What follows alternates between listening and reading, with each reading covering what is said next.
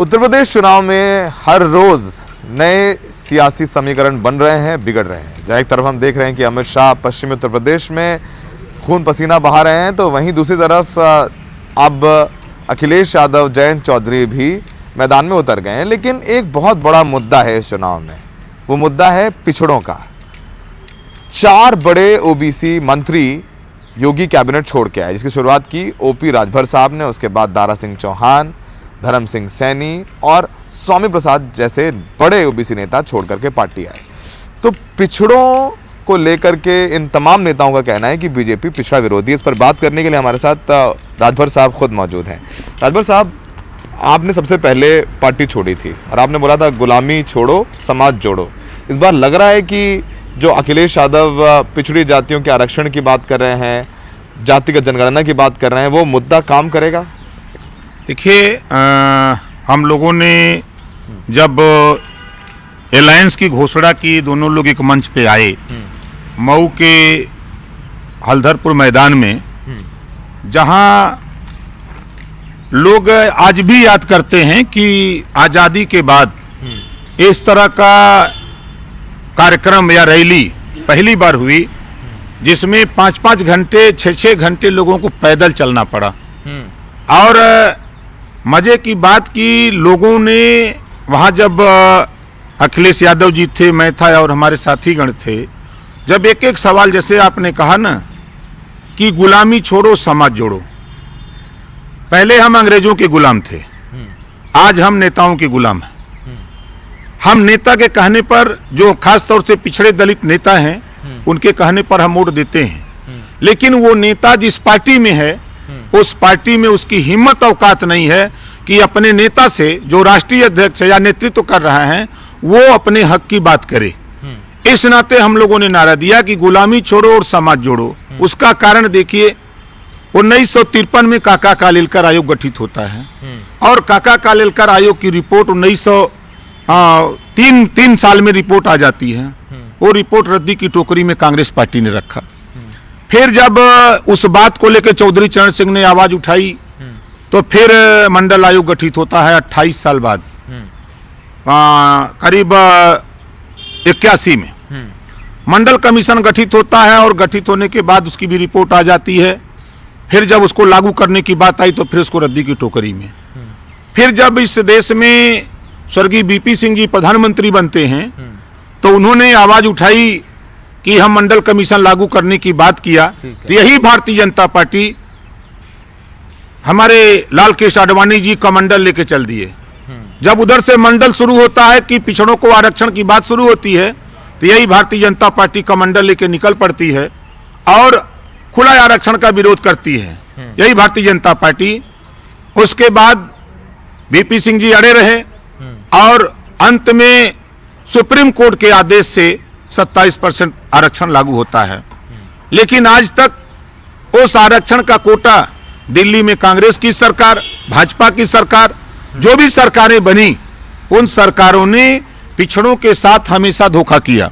ठीक है। अब जैसे इनकी बात हम करें, तो मोदी जी तो कहते हैं, जो बीजेपी कहती है, मोदी जी से बड़ा तो पिछड़ा नेता कोई हो ही नहीं सकता। और आप भी तो 2017 में चले ही गए ना, जो बीजेपी ने सोशल इंजीनियरिंग की उत्तर प्रदेश में, non Yadav OBC vote bank जोड़ा और उसमें उनकी सोशल इंजीनियरिंग का आप हिस्सा थे राजभर साहब। उसी बीजेपी के साथ तो आप भी गए ना, जिसने कमंडल उठाया हो, जिसको आप आरक्षण विरोधी कर रहे हैं, आप चले तो गए ना, आप भी प्रभावित तो हो ही गए थे ना मोदी जी से। नहीं, मैं देखिए मुद्दों के आधार पर गया था। मुझसे अमित शाह जी ने कहा कि आप चाहते क्या हो। हमने कहा कि हम उत्तर प्रदेश में जातिवार जनगणना चाहते हैं, सामाजिक न्याय समिति की जो रिपोर्ट रद्दी की टोकरी में उसको लागू कराना चाहते हैं, एक समान अनिवार्य हम फ्री शिक्षा चाहते हैं, गरीबों का इलाज हम फ्री चाहते हैं, हम उत्तर प्रदेश में जो अमन चैन कायम करना चाहते हैं, उत्तर प्रदेश में हम घरेलू बिजली का बिल माफ कराना चाहते हैं।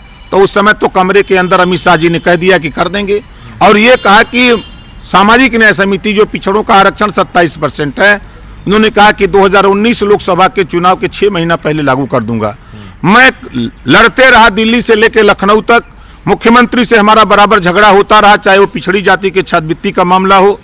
अब आप समझिए कि 17-18 के बजट में 7 लाख बच्चे सामान्य वर्ग के थे और 25 लाख बच्चे पिछड़ी जाति के थे। तो 7 लाख सामान्य वर्ग को 700 करोड़ बजट मिलता है और वहीं पिछड़ी जाति के जहां 25 लाख बच्चे हैं उनको भी 700 करोड़ बजट मिलता है। फिर इसको लेकर के सदन से लेकर सड़क तक मैंने शुरू किया। जितने पिछड़े समाज के नेता वहां थे, मिनिस्टर थे, उनसे हमने कहा कि ये अन्याय हो रहा है। तो लोगों ने कहा कि भाई हम लोग तो मजबूर हैं, किसी दल में हम फोरम पर कहेंगे, आप स्वतंत्र हैं, आप बोल सकते हैं। तो जब मैं विधानसभा में भी बोलता था इस बात को कि ऐसे ऐसे हो रहा है, हमारे साथ हमको बजट नहीं मिल पा रहा है, तो विधानसभा के अंदर यही भारतीय जनता पार्टी के पिछड़े समाज के नेता, ठीक है सामान्य वर्ग के लोग ना बोले, लेकिन जहां पिछड़ों के हक की बात थी तो पिछड़े समाज के भी नेता वहां मुख्य दर्शक बने रहे, बल्कि विरोध करते रहे। हमने कहा कि चलो चुनाव आएगा 22 में, इसका जवाब जनता देगी, देख रही है, हमारी आवाज सुन रही है। इन्होंने सामाजिक न्याय समिति की रिपोर्ट जब लागू करने से मना कर दिया, यहां तक अमित शाह ने कहा कि ये जो जिसकी लड़ाई आप लड़ते हो ये बिकाऊ वोट है, ये दारू मुर्गा पर बिक जाता है। हमने कहा चलो इस बार टिकाऊ बनाऊंगा, और तुझे पैदल ना कर दिया तो असल अपने माँ बाप का पैदा नहीं। आज देखिए, आज घूम रहे हैं जिस तरह दिल्ली में ये डोर टू डोर पर्चा बांट रहे थे, हैंडबिल बांट रहे थे, आज यूपी में भी आके पर्चा बांट रहे हैं डोर टू डोर। दिल्ली में 2/3 बहुमत की सरकार बना रहे थे, 3 सीट जीते। और उत्तर प्रदेश में देखिएगा ये डोर टू डोर घूम रहे हैं। आप देखिएगा यहाँ भारतीय जनता पार्टी अपनी जमानत बचा ले, यही बहुत बड़ी चीज है। जमानत बचा ले। सर ये बताइए, आप कह रहे हैं कि यहाँ समाजवादी पार्टी में आपके पास स्वामी प्रसाद ओपी राजभर आ गए अखिलेश जी के साथ में, स्वामी प्रसाद मौर्य आ गए, दारा सिंह आ गए, धर्म सिंह सैनी आ गए और दूसरे नेता भी आ गए। लेकिन बीजेपी के पास भी देखिए वहाँ केशव मौर्य हैं, पिछड़ी जाति के नेता, संजय निषाद जी हैं, निषाद पार्टी को इतना अब सीटें देने जा रही, कहा जा रहा है अच्छी खासी सीटें दी जाएंगी। अनुप्रिया पटेल है जो कह रही है 15 से 16 सीटें उनको मिलेंगी। तो वहां पर भी तो उनके पास भी तो बड़े पिछड़े नेता हैं और जिनका अपना जनाधार, अनुप्रिया पटेल का जनाधार है। सर ये लोडर लोग हैं। आपने केशव देव मौर्य की बात किया, हमने देखा सुना भी, जब 69,000 शिक्षक भर्ती में घोटाला हुआ, 27% आरक्षण पिछड़ों का और 22.5% आरक्षण अनुसूचित जाति जनजाति का, 68,500 में घोटाला हुआ, तो केशव मौर्य जी की, स्वतंत्र देव पटेल जी की, अनुप्रिया पटेल जी की, संजय निषाद जी की जबान नहीं खुली। जब पिछड़ों के छात्रवृत्ति नहीं मिलती, अभी अभी बटी है, सामान्य वर्ग को सबको मिल गया, पिछड़ों को नहीं मिला। 69,000 ये छात्रवृत्ति की बात मैं कर रहा हूँ। उन्हें अभी छात्रवृत्ति बटी है, सामान्य वर्ग के सभी बच्चों को मिल गया, लेकिन पिछड़ी जाति को नहीं मिला। ये जिन नेताओं का नाम ले रहे हैं इनकी जबान नहीं खुल रही है। और मजे की बात देखिए, इतना सम्मान भारतीय जनता पार्टी इन लोगों का करती है कि हमारे केशव देव मौर्य का इतना सम्मान करती है, स्वतंत्र देव पटेल का इतना सम्मान करती है। हमारे योगी जी बैठेंगे सोफा पर, उनके और लोग बैठेंगे सोफा पर, अरे बेचारे केशव मौर्य को बैठा देंगे स्टूल पर। यही सम्मान है ये पिछड़ों का। और यही योगी आदित्यनाथ जी बैठेंगे सोफा पर, सबको बैठाएंगे सोफा पर। और पिछड़े नेता प्रदेश के अध्यक्ष स्वतंत्र देव पटेल जी, उनको फाइबर की कुर्सी पर बैठा देंगे। यही इज्जत है पिछड़ों का। 1700 थाने हैं उत्तर प्रदेश में। जब हिस्से की बात करिए, ओम प्रकाश राजभर बोलता है तब ये नेता चुप हो जाते हैं। जब आरक्षण की बात करता है ओम प्रकाश राजभर तो ये नेता मुख दर्शक बन जाते हैं। यही संजय निषाद, यही रमाबाई अंबेडकर मैदान में 17 दिसंबर को लाखों निषादों को जुटाया कि आओ आरक्षण मिलेगा। लाखों निषाद आए, और आए जुमला सुनाने वाले हमारे अमित शाह जी, जिन्होंने 15 लाख का वादा, 2 करोड़ नौकरी हर साल देने का वादा, महंगाई कम करने का वादा करने वाले। किसी चैनल पे उन्होंने कहा कि मैंने तो वोट लेने के लिए जुमला बोला था 15 लाख, ये जुमला बोला था। आज वही जुमलेबाज आया था रमाबाई मैदान में, अब आने के बाद जुमला सुना करके निषादों को चले गए, और निषादों ने कहा कि आरक्षण नहीं तो वोट नहीं, हजारों कुर्सियां तोड़ दिया वहां। तो संजय निषाद क्यों है वहां पर? बोलिए, आपने बोला नहीं संजय निषाद से कि आ जाओ यहाँ, पिछड़ों को हम लोग सम्मान दिलाएंगे। आप तो बात करते रहते हैं सबसे। हम तो सबको न्योता दिए, हम सबको बताए कि देखो वहां कुछ नहीं है। आप देख लीजिएगा ना, संजय भैया रोते हुए आएंगे। भारतीय जनता पार्टी ऐसी पार्टी है यूज एंड थ्रो।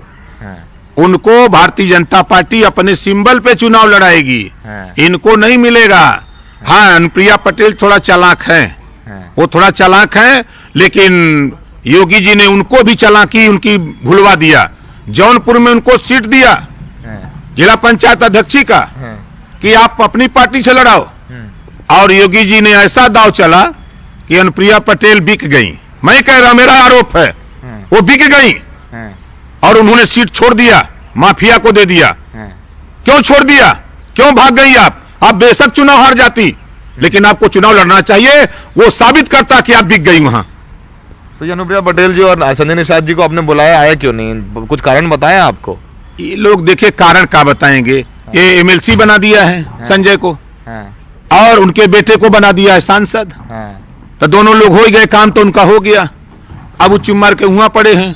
अब अनुप्रिया पटेल जी को मंत्री बना दिया है, उनके पति को एमएलसी बना दिया है, और भाड़ में जाए जनता, उनका तो काम हो गया। अच्छा सर, ये योगी जी ने कह दिया 80 बनाम 20, अमित शाह जी कराना जाते हैं तो वो पलायन की बात करते हैं, फिर जिन्ना पाकिस्तान की बात हो जाती है, दंगे की बात हो जाती है। पिछले एक हफ्ते में योगी जी ने अपने ट्विटर पर 6 बार दंगे का जिक्र किया। केशव मौर्य ने अपने ट्विटर पर पिछले एक हफ्ते में 9 बार दंगे का जिक्र किया। योगी अमित शाह जी मथुरा में कह रहे हैं भव्य कॉरिडोर का निर्माण करेंगे, और अगर समाजवादी पार्टी की सरकार आ गई तो ये पाकिस्तान के समर्थक लोग हैं। तो इस नैरेटिव को आप लोग पिछड़ों के साथ कैसे तालमेल, क्या स्ट्रैटेजी है आप लोगों की? देखिए, उत्तर प्रदेश का चुनाव 1585 पर होने जा रहा है, एकदम ओपन।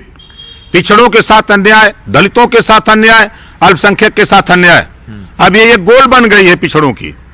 नहीं हम वोट देंगे, देखिएगा ना, भारतीय जनता पार्टी के जितने प्रत्याशी हैं पहले दूसरे चरण में भगाए जा रहे हैं, विधायक मारे जा रहे हैं, मंत्री को भगाया जा रहा है, किसी की हिम्मत नहीं।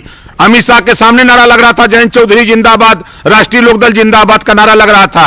और ये दंगा की बात करने वाले लोग, जिस दिन मुख्यमंत्री योगी आदित्यनाथ जी ने मुकदमा शपथ लिया, उसी दिन उसके पहले इनके ऊपर आपराधिक मुकदमे थे। केशव मौर्य, इनके ऊपर आपराधिक मुकदमे थे। 325 एमएलए जीत के आए 17 के चुनाव में, 156 एमएलए आपराधिक प्रवृत्ति के। और ये दूसरे को सिखाते हैं।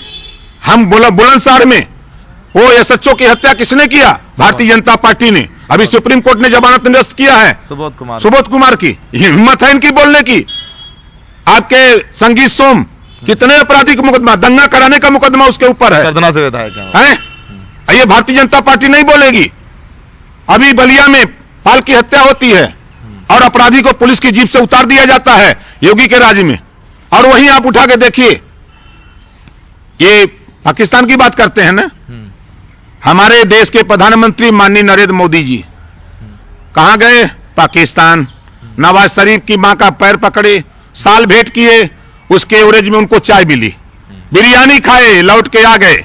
अब देखिए आगे, अटल बिहारी ये आडवाणी जी जाके जिन्ना के मजार पे चादर चढ़ाए।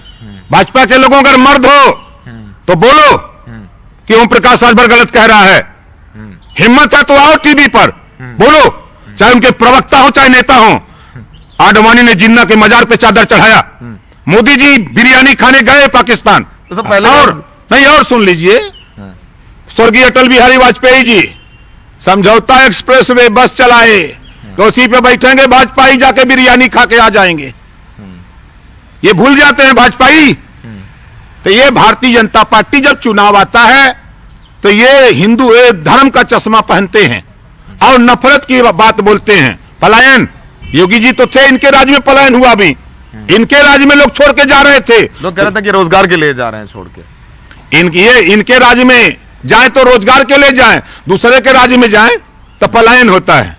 तो ये भारतीय जनता पार्टी के लोग जो मूल समस्या से ध्यान भटकाने के लिए रोटी, कपड़ा, मकान, शिक्षा, दवाई, इससे ध्यान भटकाने के लिए ये हमेशा धर्म की बात करते हैं। सर, मैं चूंकि पत्रकार हूं तो योगी जी का इशारा जो 80 बनाम 20 का है, तो 80 एनालिसिस करें तो वो बोल तो भले रहे कि 80 वो लोग जिनके लिए काम किया और 20 लोग हैं जो दंगा पिसाज करने वाले, पसाद करने वाले लोग हैं। पर हमें पता है कि 80-20 में किसकी बात करें। आप 85-15 में किसकी बात कर रहे हैं?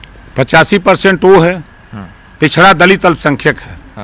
और 15% में देखिए 85 तो हमारा है, 15 में भी हमारा बंटवारा है, ऐसा नहीं है। हमारे यहाँ पीयूष मिश्रा जी हैं, सामने बैठे खड़े हैं, है ना। हमारे यहाँ मिथिलेश सिंह हैं, हमारे साथ खड़े हैं। हमारे अंकित सिंह जी हैं, हमारे साथ खड़े हैं। तो ऐसे हजारों लोग जो सामान्य वर्ग के लोग हैं, वो भी चाहते हैं कि देश में एक समान अनिवार्य और फ्री शिक्षा हो, 300 यूनिट बिजली फ्री हो, गरीबों का इलाज फ्री में हो। जो योगी मोदी जी का ललका सांड है, जो किसानों की फसल नुकसान कर रहा है, अरकल, मटर, गेहूं, आलू, गोभी, पालक नुकसान कर रहा है, उससे निजात दिलाना चाहते हैं। और जनता निजात चाहती है, किसान निजात चाहता है। इस नाते वो सब लोगों ने मन बना लिया है कि अखिलेश यादव ओम प्रकाश राजभर के साथ उत्तर प्रदेश में बड़े पैमाने पर लोग खड़े हो गए हैं। ये भारतीय जनता पार्टी का हश्र वही होगा जो दिल्ली में हुआ, जो बंगाल में हुआ। बंगाल में नारा लगा था कि खेला होवे, यूपी में 27 अक्टूबर को नारा ओम प्रकाश राजभर ने लगाया कि खदेड़ा होवे, और पश्चिमी उत्तर प्रदेश में खदेड़ा चालू है। सर ठीक है, अगर वो हिंदू बनाम मुसलमान करे तो क्या आपको नहीं लग रहा है कि आप भी 85-15 की बात करते हैं तो आप भी अगड़ा बनाम पिछड़ा कर रहे हैं? ये आरोप भी लग रहा है आप पर। लगने दीजिए, हक की बात करिए, अपने हिस्से की बात करिए। आरोप लगाने वाले लगाते रहें, उसका एक पैसे का फर्क ओम प्रकाश राजभर के ऊपर नहीं। जिसकी जितनी संख्या भारी उसकी उतनी हिस्सेदारी मिलनी चाहिए। ये लड़ाई अखिलेश यादव ओम प्रकाश राजभर की है। तो ये एक बहुत सोची समझी स्ट्रैटेजी है अखिलेश यादव जी, राजभर साहब, स्वामी प्रसाद मौर्य की।